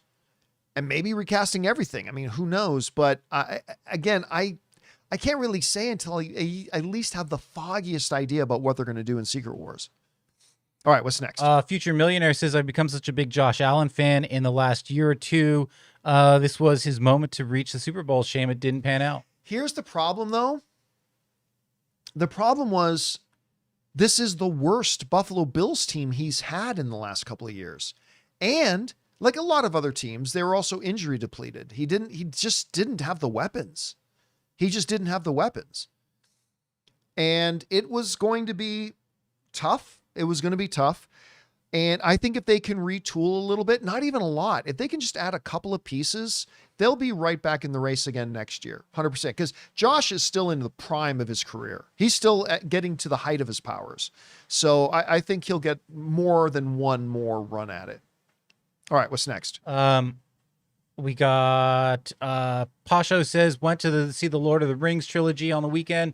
All extended editions, had a blast, over 11 hours of greatness. It's one of those film series, like even some of my other all-time favorite movies, I wouldn't go back to the movie theaters to see every single year. I think the Lord of the Rings films are some of those movies that I will, for the rest of my life, go back to the theaters at least once or twice a year to go see them on the big screen again. It's just, there's something about those films on the big screen that makes them really special that way. All right, what's next? We got Yanu, who says, Gunn's DCU plan or MCU style start? I mean, they're sort of similar. I mean, you can't really tell. I mean, the MCU started with just a standalone movie that then threw in a post-credit scene, I'm starting something called the Avengers Initiative, right? Other than that, there was nothing like cinematic universe starting about Iron Man. It was, in every sense of the word, just a standalone individual film that then threw in this thing in the post-credit scene that kind of opened up a different world. James Gunn is clearly approaching Superman as a way to introduce us to a new cinematic universe. So they're done 2 very different ways. So I don't know. I'm going to take a push on that. All right, what's next? We got Carlos, who says, who will succeed The Rock as the next big action star? The only person I can think of off the top of my head is Glenn Powell. Like, Glenn Powell has all the tools of the traditional action star. He's got the looks. He's got off the charts natural charisma. He's got the physique. He's got the acting chops. I think the era of the big action star, because right now you can make an argument that truly the one real action star left right now is Jason Statham. Because that's basically all he does are these actioneer films, right? If there's anybody else that can maybe pick up that mantle, because there's not any of them left, I think it's Bill Powell. I think Glenn Powell's the guy to do it, if it'll happen. But movie's got to not flop like his Running Man did. Let's see. Captain Dr. Hawkeye, have you had a chance to check out Alan Alda's podcast yet? Oh, you know what? I still have not. I still haven't, but I am very curious about it. Phoenix says, so the reason the list of highest grossing theaters at AMC Burbank listed as 30 is because they combine the 6, 16, and 8 into one theater for box office reporting on ComScore. I do not believe that is true. I don't believe that's true. Because each theater has individual management, individual general managers. They are not listed or anything like that. You have multiple AMC theaters in New York that are close to each other. I do not believe they treat them as one theater. The AMC Burbank 16 has always been in the top 3 of the highest grossing theaters in the world. So I cannot speak definitively. Maybe a change has happened at AMC that they would do something like that. So I'm not saying this definitively. I'm just saying, to the best of my knowledge, that's not true. But my knowledge could be out of date. But to the best of my knowledge, I don't think that's true. All right, what's next? Abdul says, do you still believe Michael gets $1 billion? It's gone quiet. Yeah. Well, because we're in a period of time where this is not when they would be doing their big marketing. They dropped the one trailer. They basically dropped their awareness trailer.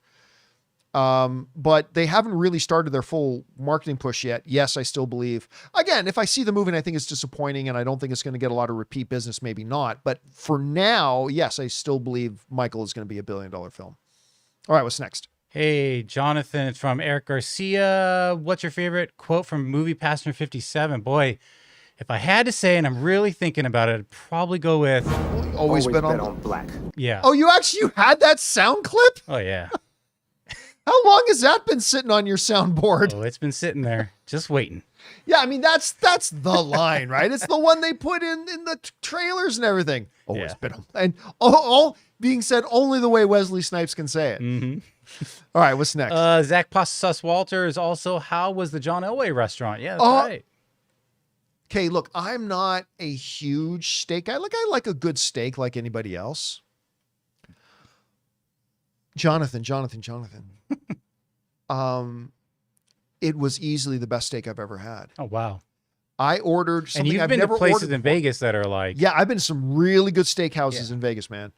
But for the first time, normally I'm a New York strip or filet mignon or something like that guy. Yeah. But for the first time I ordered, the waiter recommended a ribeye. The bone-in ribeye, probably? It was actually the boneless ribeye. Okay. They gave me a boneless ribeye.